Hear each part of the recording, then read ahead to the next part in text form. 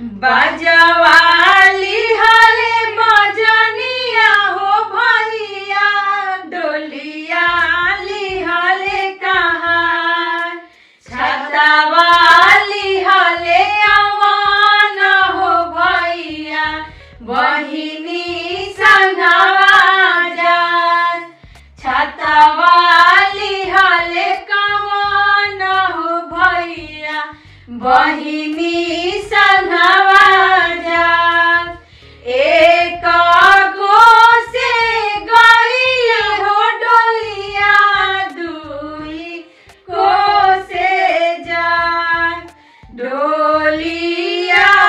उघारी हो देखली कवन भैया जात फिरी जाहू फिरी हो जाहू भैया हमार घरवा मम्मी रोवत होई है